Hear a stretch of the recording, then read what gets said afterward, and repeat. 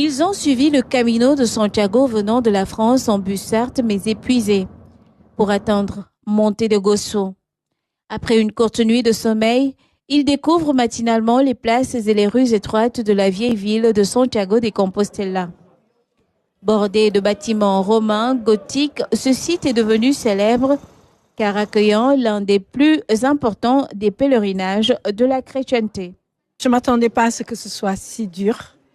Et je reconnais que je me suis un peu plaint parce que j'avais mal partout, le dos et tout ça. Et après, je me suis dit, mais si Saint Jacques a fait tout ce parcours, c'est par amour pour le Christ. Donc, je vais me taire et accepter toutes les souffrances et les offrir à Jésus pour tous ceux qui souffrent aujourd'hui et pour toutes les âmes du purgatoire.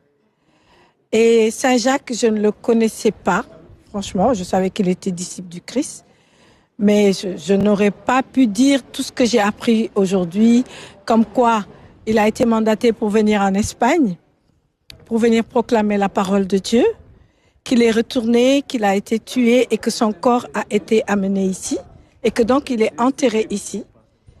Il a donné aussi donc sa vie pour le Christ. Il y a eu du travail ici.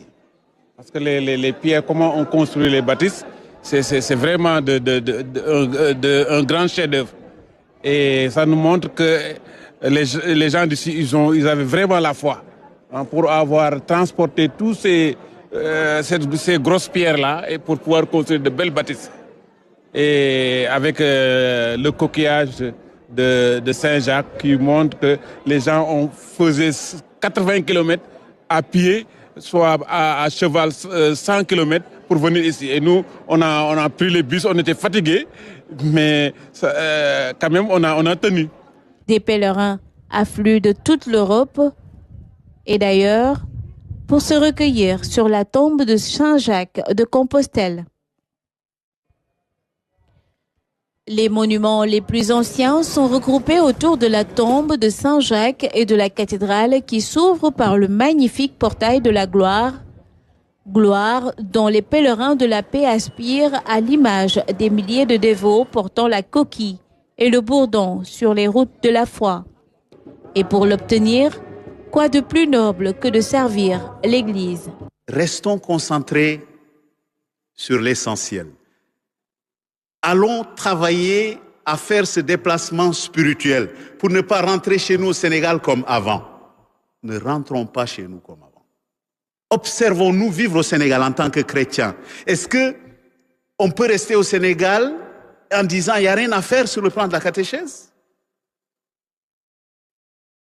Mettons l'accent sur la transmission de la foi. Si on forme des chrétiens à s'identifier de manière authentique au Christ, peu importe notre nombre, nous continuerons à être cette Église active et sérieuse. Autour de sa cathédrale, chef-d'œuvre mondialement connu de l'art romain, Saint-Jacques de Compostelle conserve un centre historique de qualité qui marquera à jamais l'esprit des pèlerins de la paix.